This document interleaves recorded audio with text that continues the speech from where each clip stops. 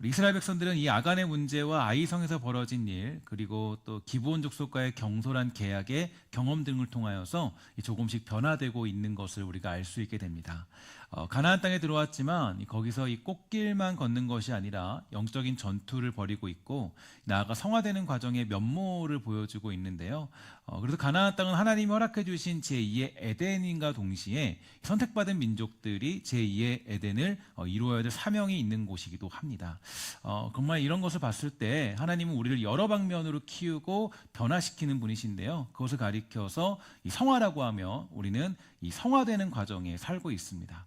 이 성화는 결국 영화라는 자리에 가는 것을 이 목표로 두고 있는데요. 영화란 우리들이 완전하게 변하여서 오직 예수님만을 바라보며 이 찬양함으로 누리는 최고의 기쁨을, 최고의 상태를 가리키고 있습니다. 이 죄악이 우리의 관영치 못하고 악이 우리를 유혹할 수 없는 그 완벽한 단계, 우리는 그것을 향하여서 이 땅에서 부름받아 살아가게 되는데, 그래서 예수를 믿었다, 교회를 다닌다, 이 말로 우리 신앙을 전부 대변할 수가 없다라는 거죠. 예수 믿는 것, 교회를 다니는 것, 그리스도인이 된다 함은 결국에 성화라는 과정을 통해서 영화라는 영광의 자리에 가고 있음을 우리 삶으로 느끼고 경험하고 체험하며 앞으로 전진하며 나아가는 것입니다. 그렇기 때문에 인생 중에 고난이 있고 아픔이 있고 실패가 있어요. 예수 믿어도 시험이 몰려오기도 하고 열심히 헌금해도 이 사업이 어려울 때도 있게 됩니다. 하나님의 관심은 우리의 문제를 액땜하여 주는 것이 아니라 우리가 성화되어서 영화라는 과정에 도달하는 것이기 때문입니다. 정말 그래서 여호수아서는 이제 전투에 관한 이야기들이 그렇기 때문에 질비하고 있는데요. 이 전쟁을 하고 또 전쟁을 하고 땅을 차지하고 이 마지막에는 이 차지한 땅을 분배하는 과정까지 가게 되는 것이 여호수아서라고 정의할 수가 있겠죠. 이러면서 볼 때 성도는 실패를 실패라 부르지 말고요. 실패를 패배시킬 줄 아는 모습이 필요할 텐데요. 실패는 우리를 전진시키기 위함이지 멈추도록 하기 위함은 절대로 아닌 것입니다. 여러 가지 닥쳐오는 고난과 어려움은 우리가 교만함과 거짓과 죄악을 버리도록 하시고자 하는 하나님의 방법이 되지 우리를 일어서지 못하도록 만들기 위함이 아니라는 것이죠. 특히 악한 사단이 우리를 공격할 때 즐겨 쓰는 방법, 그 방법은 고난 중에 고난의 늪에 빠지도록 만들고 실패 중에 실패에 강해서 허우적거리도록 만드는 것이 사단의 공격 방법이 됩니다. 그러나 하나님은 고난의 늪을 헤쳐서 우리가 전진하기를 원하시고요. 실패에 강해서 헤엄쳐서 나오기를 원하시는 분이 우리 하나님이 되시는데, 그렇게 우리가 성장하면서 성숙하기 원하시기 때문에 이 가나안 땅에서 예수를 믿어도 하나님의 나라가 우리에게 임할 때에도 이 고난과 실패가 찾아오게 되는 거겠죠. 팡세라는 책에 보면 이 파스칼은 우리에게 이렇게 얘기해 줬어요. 하나님을 섬기라고 내게 건강을 주셨건만 나는 세상을 위하여서 전부 다 써버렸습니다. 이제 나를 일깨워 주시려고 나에게 병을 주셨습니다. 이렇게 이야기를 했다 그래요. 또는 아더 핑크도 이렇게 얘기합니다. 고난은 나 자신이 얼마나 약하고 무가치한 존재인가를 발견하게 만든다. 또한 하나님이 얼마나 크고 놀라운 분이신가를 깨닫게 만든다. 이렇게 고백하고 있고요. C.S. 루이스도 이렇게 고백했습니다. 고통은 귀머거리도 들을 수 있는 하나님의 확성기이다. 하나님의 음성이 작게 들리는 사람들에게 고난은 하나님의 음성을 크게 들리게 한다. 고난을 통해서 저 멀리 있는 하나님의 음성이 지금 내 옆에 계신 하나님의 음성과 같이 들리게 된다. 이렇게 해석해주고 있습니다. 저는 하나님은 고난과 실패라는 작업을 통해서 우리를 성장케 하면서 성숙케 하시고 하나님의 백성으로 변화되도록 모든 일을 허락하는 분이 우리 하나님이 되시는데, 여러분 한번 욥이라는 사람을 한번 생각해 볼까요?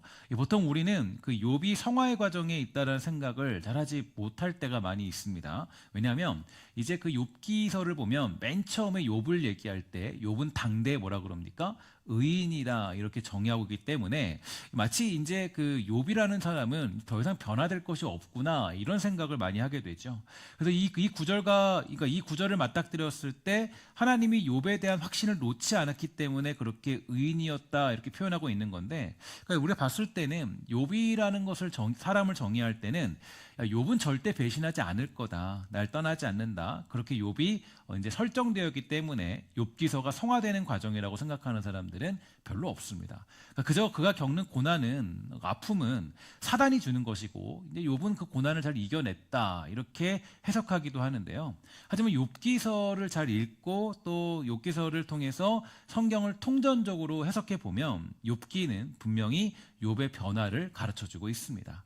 그가 성장하고 있고 성숙하고 있다라는 것을 알 수가 있게 되는데, 여러분이 너무나 잘 알고 있는 말씀이 하나 있죠. 욥기 42장 5절을 보면 이렇게 가르쳐주고 있어요. 함께 다 같이 읽도록 할게요. 시작. 내가 주께 대하여 귀로 듣기만 하였사오나 이제는 눈으로 주를 배움나이다. 아멘. 이 구절만 보아도 욥은 확연한 성장과 성숙이라는 것을 이제 알 수가 있게 되는데, 욥기 1장에서 그는 눈먼 장님과 같았습니다. 하나님을 볼 수 없는 수준에 머무르고 있었는데요. 그러니 하는 일도 눈먼 장님처럼 행동했고, 하나님에 대해 깨닫는 것도 음성을 듣는 정도의 수준으로만 알았던 그런 인물이 욥이었죠. 그러나 1장부터 시작된 고난의 연속을 통하여서 그는 너무나 큰 변화가 생겼는데, 바로 귀로만 듣던 믿음으로 눈으로 듣던 하나님을 믿음으로 눈으로 하나님을 보는 단계까지 이르게 되었다라고 성경은 표현해주고 있죠. 예를 들어서 많은 사람들이 여러분 그 성지순례라는 그런 어떤 타이틀을 가지고 이렇게 다녀오게 되는데, 물론 성지순례라는 말 자체는 옳지 못한 것입니다. 성지순례라는 말보다는 그러니까 예수님의 뭐 역사 탐방기, 아니면 뭐 신약의 역사 탐방기, 이렇게 하면 좋겠죠. 어쨌든 간에 그런 탐방기를 그렇게 갈 때 저는 뭐 아직 다녀오진 못했지만 특히 목회자라면 어느 날 그런 때를 좀 다녀오면 좋겠다는 생각을 많이 해요. 왜냐하면 이유가 있어요. 성경에 나타난 그 행적들을 사실 귀로만 듣고 이렇고 저렇고 하는 것은 잘 확신이 서지 않습니다. 그러니까 이게 정말 있을까? 뭐 어떻게 되지? 뭐 홍해바다가 있다는데 홍해바다는 뭐 어떻게 생긴 걸까? 글로만 봤거든요. 그러니까 잘 모르죠. 그러니까 확신이 서지 않는다는 말이 좀 이상한데, 그러니까 믿음이 없다라는 뜻이 아니라 조금은 이제 보지 않았기 때문에 그게 불분명할 수는 있어요. 그러니까 어떻게 되었고 어떻게 되고 확실히 내가 검증하지 않았고 보지 않았기 때문에, 그러니까 이제 뭐 이게 좀 보게 되면 조금 더 확실하게 알 수 있게 되고 확실하게 깨달을 수 있잖아요. 그러니까 어쨌든 간에 이게 이제 이 불분명할 수밖에 없는 건 분명하겠죠. 하지만 소위 말해서 이제 성지순례라는 타이틀로 가게 되면 어떻게 될까요? 어디 있다 라는 그렇게 라고만 들었는데, 가서 보면 뭘 알게 되는 거예요? 아, 정말 있네, 거기 있구나, 이걸 알게 되는 거죠. 그러면 이제 말씀을 전할 때나 설교를 할 때나 확신도가 달라질 수밖에 없어요. 그렇게 되면 당연히 설교의 폭도 또 가르치는 것도 당연히 달라질 수밖에 없겠죠. 귀로만 듣던 것을 눈으로 직접 보게 되면 완전히 다른 것입니다. 이처럼 욥이라는 사람은요, 이 고난을 통해서, 아픔을 통해서, 문제를 통해 하나님을 보는 눈이 생겼다, 이렇게 성경은 얘기해주고 있는데, 이 얘기는 뭐냐? 이 고난 중에 눈이 뜨게 되었다라는 것을 의미해주고 있는 거죠. 그 고난은 사실은 우리의 눈을 뜨게 하는 그런 도구와 같다. 그러니까 눈이 막 침침하고 눈이 안 보이고 흐릿하게 보였는데, 이 고난으로 말미암아 이 눈을 뜨게 만드시는 하나님의 역사, 이게 고난의 도구가 되어서 똑똑하게 정확하게 하나님을 볼 수 있었다라고 이야기해주고 있는 것이죠. 여기에 눈을 뜨지 못하는 사람들이 있다고 가정합시다. 그런데 어떤 의사가 와서 눈을 뜨게 만들어주겠다, 이렇게 얘기를 하는 거예요. 그래서 이런저런 약을 처방했는데 이 눈이 조금 아프더니 눈이 떠진다면 당연히 보지 못한 사람이라 할지라도 아마 그 길을 택할 것입니다. 이 고난이라는 것도 마찬가지라고 생각하는데요. 이 고난이라는 약은 눈 감고 살아가는 우리들의 눈을 뜨게 하는 하나님의 처방전이라고 얘기할 수가 있겠죠. 그래서 가나안 땅에 들어가도 여전히 뭐가 있습니까? 전투가 존재하고요, 실패가 있고 고난이 있고 해야 할 일들이 질비하게 된 이유가 거기에 있는 것입니다. 그러니까 우리는 보통 예수 믿으면 끝이다, 예수 믿으면 됐다, 교회 나오면 됐다라고 얘기하는데, 그러나 하나님이 우리에게 예수 믿고 살아갈 때 준비해 놓으신 것은 전투와 전쟁, 또 고난과 아픔, 때로는 달려가는 어떤 그런 고통들이 필요한 이유가 거기에 있는 거죠.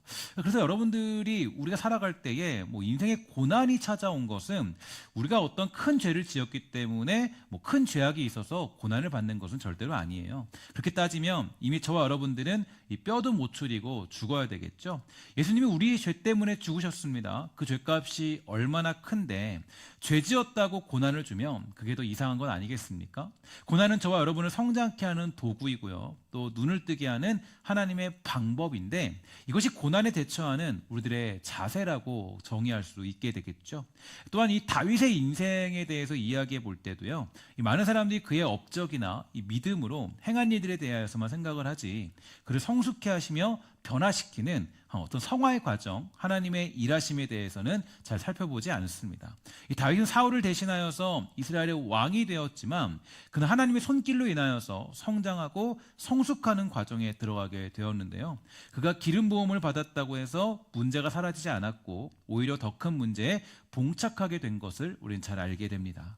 이 골리앗을 죽인 이후에 그의 인생은 완전히 꼬여서 광야라는 곳으로 피신하게 되었는데 도망칠 수밖에 없는 상황이 되고 말았던 거겠죠. 그런데 거기서 아주 묘하고 이상한 성경 구절 하나가 등장을 해요. 사무엘상 23장 14절에 보면 이렇게 얘기하죠. 함께 다 같이 읽도록 할게요. 시작. 다윗이 광야의 요새에도 있었고 또 십광야 산골에도 머물렀으므로 사울이 매일 찾되 하나님이 그의 손에 넘기지 아니하시니라. 아멘. 자, 잘 보면 다윗이 광야로 버림받은 것처럼 보여요. 그런데 사실은 하나님이 뭐하고 계세요? 그를 뭐하고 계십니까? 보호하고 계시고 그의 삶을 주관하고 계시다, 이렇게 표현해주고 있습니다. 그러니까 이 다윗이 광야라는 고통 중에 있는 것도 하나님의 주권과 섭리 안에 있어서 하나님의 사랑 속에서 그를 보호하시는 그런 것들을 이제 보여주는 장면인데, 하나님은 단 한 번도 그를 버린 적이 없습니다. 광야에 갔다고 해서 야, 내가 버림받았구나, 내가 이렇게 힘들게 살고 있기 때문에 사울에게 쫓김 당하기 때문에 나는 지금 망한 인생이구나, 이렇게 생각할 것이 없는 거고요. 심지어 훗날 다윗이 범죄를 저질렀을 때에도 나단 선지자를 보내어서 그를 깨닫게 하시는 하나님의 그런 은혜들을 경험할 수 있게 되죠. 그래서 이 죄 앞에 울게 하시고 또한 통회하도록 만들면서 그의 자만과 교만함을 꺾어버리시는 분이 하나님이셨습니다. 또 압살롬이 죽었을 때 다윗이 아주 엄청난 슬픔 속에 빠지면서 안타까워하는 것을 볼 수 있는데, 이것은 그냥 정 때문에 그렇게 아들이니까 슬픔에 빠진 것이 아니라 그는 이미 시편 고백을 보면 이런 고백을 했다는 것을 알 수가 있게 돼요. 시편 51편 1절부터 5절에 보면 이런 말씀이 있죠. 하나님이여 주의 인자를 따라 내게 은혜를 베푸시며 주의 많은 궁유를 따라 내 죄악을 지어주소서. 나의 죄악을 맑게 씻으시며 나의 죄를 깨끗이 제하소서. 물은 나는 내 죄가를 아오니 내 죄가 항상 내 앞에 있나이다. 내가 주께만 범죄하여 주의 목전에 악을 행하였사오니 주께서 말씀하실 때 의로우시다 하고 주께서 심판하실 때 순전하시다 하리이다. 내가 죄악 중에서 출생하였으며 어머니가 죄 중에서 나를 잉태하였습니다. 이런 고백을 하는 것을 볼 수가 있게 되죠. 그가 밧세바의 간통 사건, 이 최악과 나락으로 빠져버린 자기 자신을 보면서 한 가지 깨달은 것은 자신도 어쩔 수 없는 죄인이라는 것을 깨달았고요. 인간의 현실은 죄 안에서 벗어날 수도 없고 오직 하나님의 은혜만이 우리를 구원의 자리로 인도할 수 있다는 것을 고백하게 된 것입니다. 사실 이 압살롬의 죽음도요, 또 그 이후에 벌어지는 모든 사건 속에서 이 다윗은 여러 가지 일들을 다양하게 겪으면서 그것을 아주 담담하게 견디며 지나가게 되었는데, 이는 인간이 처한 사실과 또 상황을 깨달았기 때문입니다. 욥기식으로 보면요, 그동안 귀로만 들었던 하나님을 눈으로 보게 되는 눈이 여러 가지 실패와 문제들 그리고 고통 속에서 뜰 수가 있게 되었던 거죠. 그래서 다윗이 보면요, 처음에는 의기양양하게 등장을 해요. 그래서 훗날에는 어떻게 바뀌냐면 오직 하나님의 은혜 없이는 살 수 없다는 형식으로 변화되는 것을 볼 수가 있게 됩니다. 욥과 다윗이 증명하는 것은 이런 얘기입니다. 율법으로는 구원받을 수 없고 오직 하나님의 은혜와 섭리, 그분의 주권으로만 구원에 이룰 수 있음을 나타내는 것이 그들이 증명하는 내용인데, 우리 중에 누구도 율법을 지킴으로 구원받은 사람은 없습니다. 우리의 행위로 구원받는 사람은 존재하지 않는다라는 거죠. 오직 우리가 늘 고백하는 것이 있는데 따라합시다. 오직 하나님의 은혜, 하나님의 은혜로 말미암아 우리가 구원받는 것이에요. 그분의 택하심, 그의 부르심으로만 우리는 구원에 이르게 되고 깨닫게 되고 변하게 되는 겁니다. 우리 노력으로는 불가능해요. 우리의 싸움은 나에게 있는 것이 아니라 하나님에게 있는 것이고, 하나님이 그 모든 전쟁과 모든 것들을 다 주관하신다. 이게 바로 우리가 고백하는 내용들이죠. 우리의 노력으로는 불가능한 거예요. 우리의 변화나 우리의 어떤 그런 모든 것들은 내 힘으로는 불가능합니다. 훗날 신약에 와서도요, 바울이 이 문제로 인해서 아주 엄청난 설정과 싸움을 벌이게 되는데요. 대표적으로 갈라디아서 2장 16절에 보면 이렇게 고백하고 있습니다. 사람이 의롭게 되는 것은 율법의 행위로 말미암음이 아니다. 오직 예수 그리스도를 믿음으로 말미암은 줄 알므로 우리도 그리스도 예수를 믿나니 이는 우리가 율법의 행위로서가 아니라 그리스도를 믿음으로써 의롭다함을 얻으려 함이라. 율법의 행위로서는 의롭다함을 얻을 육체가 없느니라. 이렇게 고백하는 사도 바울의 선언이 있습니다. 여호수아서도 보면요, 이제 이게 여러분 이제 되게 중요한 핵심적인 내용인데, 이 언약적인 관점에서 모형적인 측면에서 우리에게 강조하고 있는 것은 결국에 뭐냐? 하나님의 은혜와 예수 그리스도의 죽으심, 성령님의 역사로만 모든 일들이 가능하다라는 것을 강조해주고 있는 것입니다. 구약에서는 율법으로 구원받고 신약에서는 믿음으로 구원받는다. 그러면 지금도 예수를 안 믿고 율법을 지키고 제사를 드리면 구원을 받는다고 해야 되는 거 아니겠습니까? 하지만 그렇게는 구원받을 수 없다라는 것을 우리는 잘 알고 있죠. 이유는 확실합니다. 구약 시대에도 오직 예수 그리스도를 말미암아 구원을 받는 것이기 때문입니다. 이렇게 생각하면 쉬워요. 율법은 우리가 구원받을 수 없고 구원은 오직 예수 그리스도를 말미암아 허락된 은혜로만 가능한 것임을 알려주기 위한 하나님의 방편이 됩니다. 그리고 성경은 언제나 그 사실을 지속적으로 알려주고 있고요. 하나님 역시 그렇게 일하시는 분이라는 것을 우리에게 가르쳐주고 있어요. 여호수아 10장 42절 오늘 말씀 보면 이렇게 되어져 있습니다. 함께 다 같이 읽도록 할게요. 시작. 이스라엘 하나님 여호와께서 이스라엘을 위하여 싸우셨으므로 여호수아가 이 모든 왕들과 그들의 땅을 단번에 빼앗으니라. 아멘. 지금까지 왜 제가 욥과 다윗의 이야기를 여러분들에게 말씀드리고 성화의 과정을 말씀드렸는지 그 이유가 여기에 등장하고 있습니다. 여호수아 10장 42절을 보면 이스라엘 하나님 여호와께서 이스라엘을 위하여서 싸웠다라고 되어져 있지, 그들이 자신의 만족과 자신의 어떤 것들을 위해 싸웠다라고 되어 있지 않다라는 거예요. 그리고 그렇게 하니까 여호수아가 그 모든 왕들과 그들의 땅을 단번에 뺏었다라고 해석해주고 있습니다. 그러니까 이스라엘 백성들이 싸우는 것처럼 보여요. 그들이 뭔가 싸우는 것 같고, 그들이 뭔가 가는 길 같고, 그들이 뭔가 행동한 것 같지만, 그러나 그들이 나라를 세우고 땅을 차지하고 능력으로 사는 것이 아니라 실은 하나님이 그 모든 것들을 주관하고 계시고 가나안 땅을 점령하는 모든 핵심은 바로 여호와 하나님께서 그들을 위해 싸웠기 때문이라고 성경은 가르쳐주고 있다라는 거예요. 그래서 우리는 여기서 여호수아 1장의 말씀을 한번 기억할 필요가 있을 텐데요. 1장 3절에 보면 이렇게 되어져 있습니다. 내가 모세에게 말한 바와 같이 너희 발바닥으로 밟는 곳은 모두 내가 너희에게 주었다. 이렇게 얘기해주고 있고요. 아직 이스라엘 백성들은 가나안 땅에 들어가지도 않았어요. 입성하지도 않았습니다. 하지만 여기서의 시제를 보면요, 놀라운 게 뭔지 아십니까? 완료형이에요. 이미 얻게 된 거예요.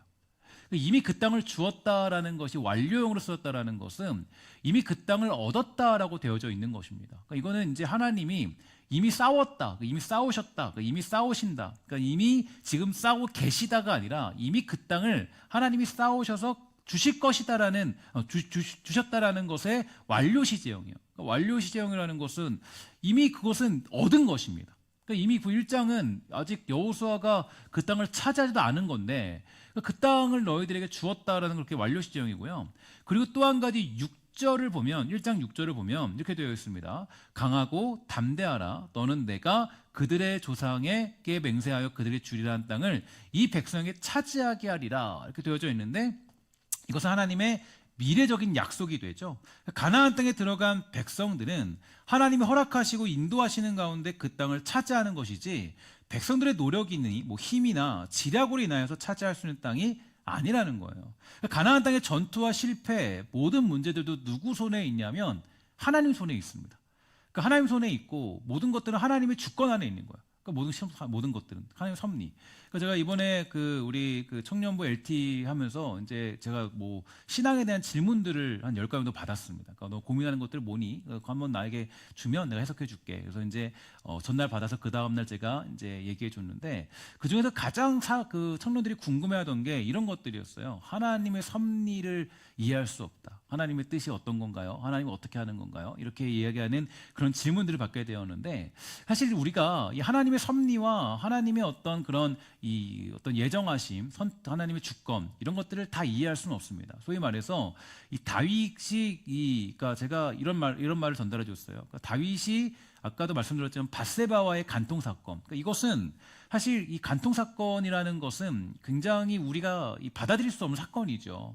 그러니까 이것을 이게 하나님의 뜻이다라고 얘기할 수는 없어요. 근데 섭리라는 건 뭐냐면 다윗이 만약에 그 밧세바와의 간통 사건을 겪지 않았으면 하나님의 은혜밖에 없다라는 것을 고백할 수 있는 자리까지 절대로 가지 못했습니다.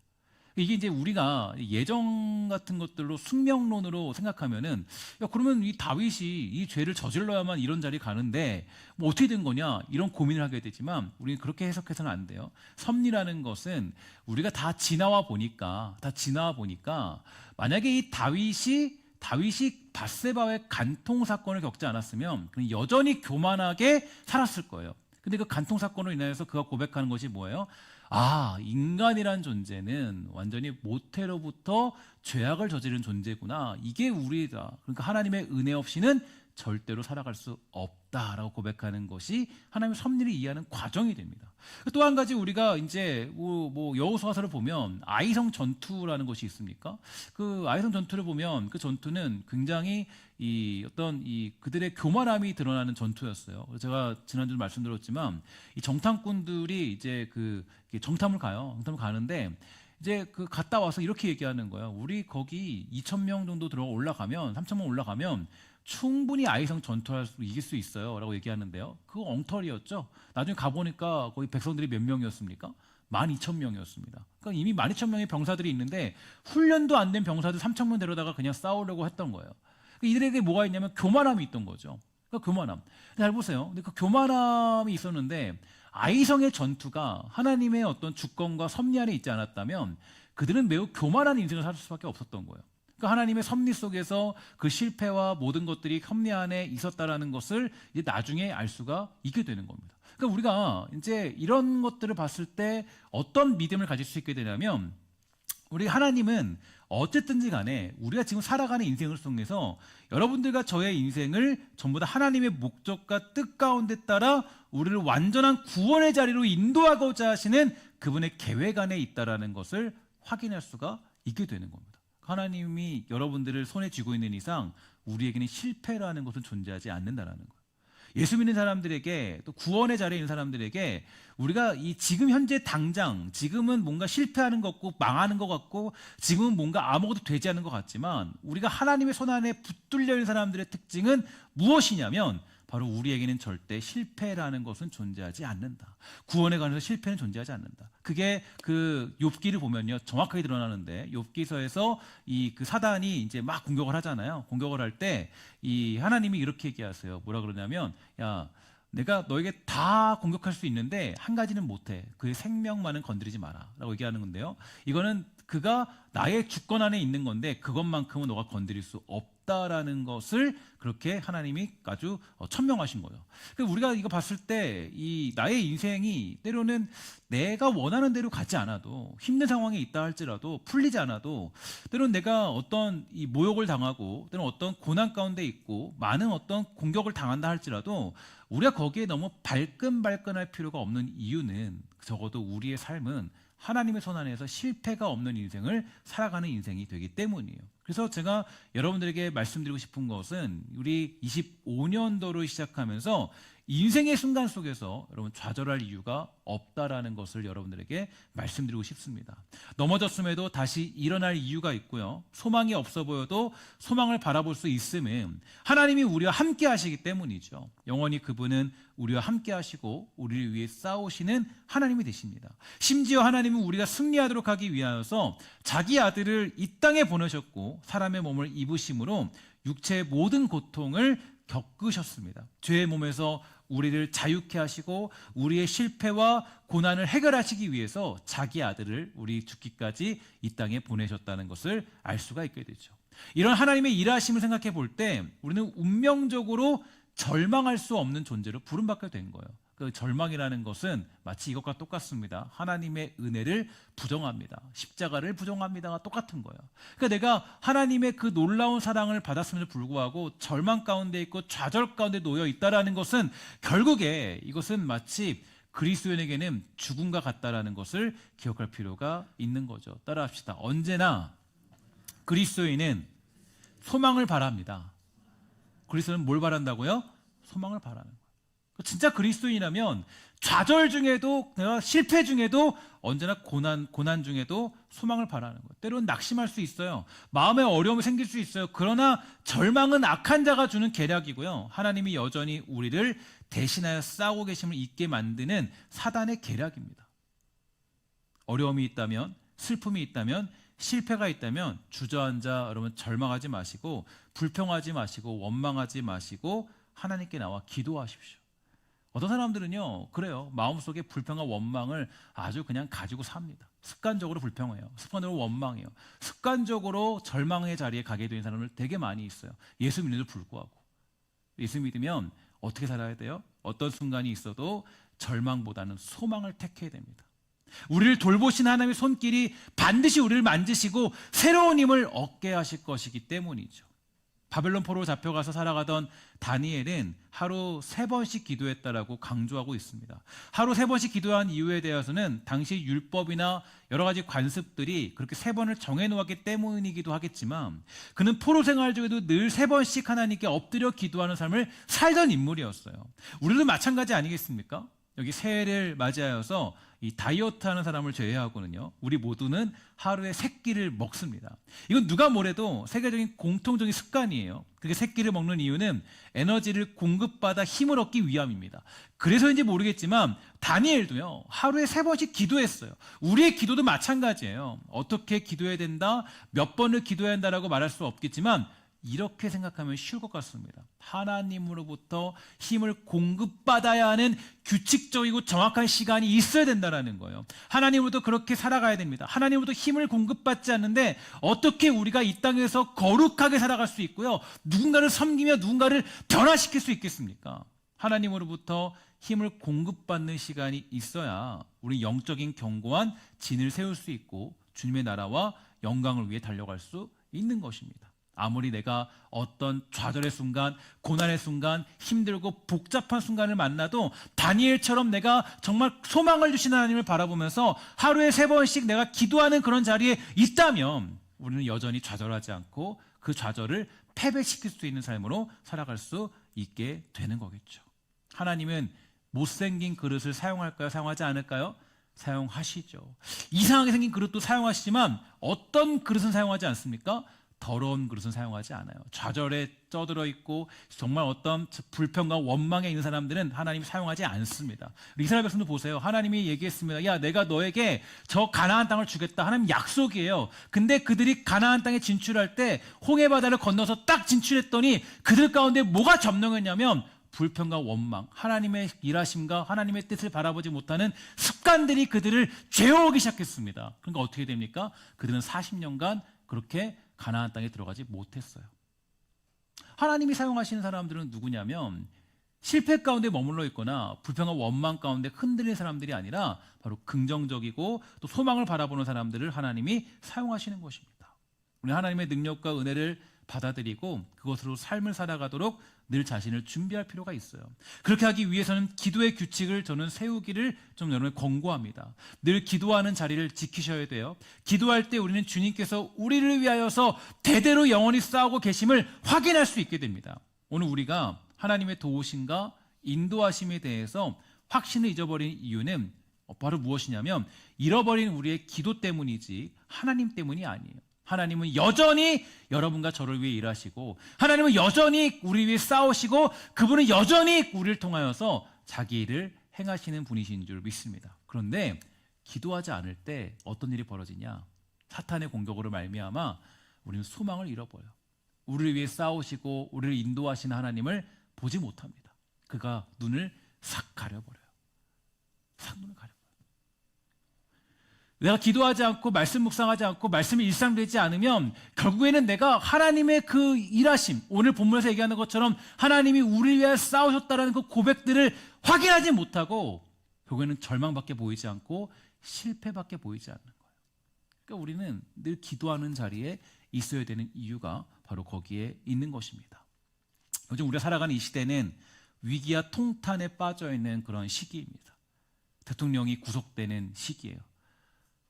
이거는 우리는 되게 구속됐다라고 얘기하지만 그러니까 제가 이제 뭐 저는 잘 모르지만요. 뭐 글로벌한 뭐 그런 것도 잘 모르겠지만, 그러니까 뭐 아주 작은 나라에서 우리 원래 탄자니아에서 학생들 오기로 하지 않았습니까? 근데 결국에는 이제 완전히 못 오게 됐어요. 이유는 딱 한 가지예요. 대한민국이 불안하기 때문에. 그래서 올 수가 없대요. 그래서 외국 사람들이 비자를 안 내주더라고요. 그러니까 물론 다른 나라는 뭐 이렇게 오겠죠. 근데 그 나라는 뭐 조금 이렇게 그런 나라기 때문에 좀 이렇게 그런 나라기 때문에 더 걱정이 많은지 모르겠지만 비자 자체를 안 내주더라고요. 왜냐? 너희 나라 지금 위기잖아. 그래서 못 들어와. 못 가. 보낼 수 없어. 위기와 통탄 가운데 빠져 있는 시기가 분명해요. 지금 우리가 살고 있는 이 시대는 너무나 큰 위기에 놓여 있습니다. 정말 여러분 생각해 보세요. 뭐 정말 저는 뭐 어디 편도 아니겠지만 갑자기 막 대통령이 존재하는데 기관들이 와가지고 막 잡아가고 막 싸우고 막 난리치고 막 이게 여러분 상상이나 가는 이야기였습니까? 근데 지금 뭐 여러 가지 우리가 봤을 때는 너무 큰 위기에 놓인 게 분명해요. 이 통탄과 위기, 불안감에 빠져 있는 현재 시대, 이 시대 속에서도 우리는 한 가지 깨달을 수 있는 것이 있어요. 기도하지 않는 사람들은 이 상황을 보면서 그저 뭐 이런 뭐 불만과 불평과 원망들을 얘기하겠지만, 기도하는 사람들은 뭘 볼 수 있냐면 하나님이 무언가 우리에게 말씀하고 계시는구나.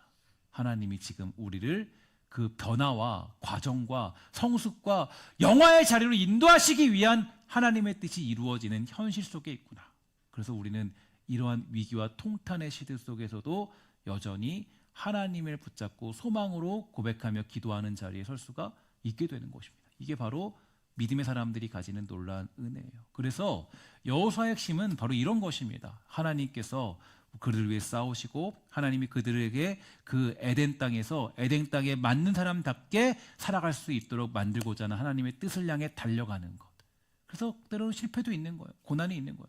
예수 믿는데 고난과 어려움과 아픔과 위기가 찾아오는 이유는 여러분들을 죽여내기 위해서 주시는 그런 것들이 아니라 그걸 통해서 더욱더 하나님의 살아계심과 영화로운 주의 백성으로 살아가도록 하기 위한 변화의 과정이지 여러분들을 망하게 만들게 하고자 하는 하나님의 뜻이 아님을 여러분 믿으시기를 주의 이름으로 간절히 소망합니다. 25년도에도 여전히 하나님은 일하실 것이고 25년도에도 여전히 하나님은 여러분들을 통해서 자기 일을 행하시는 줄 믿습니다. 그 일을 믿으시고 좌절하지 않고 실패하지 않고 실패를 무너뜨릴 수 있는, 패배시킬 수 있는 믿음의 사람들 다 되시기를 주의 이름으로 간절히 부탁을 드리겠습니다. 기도하겠습니다.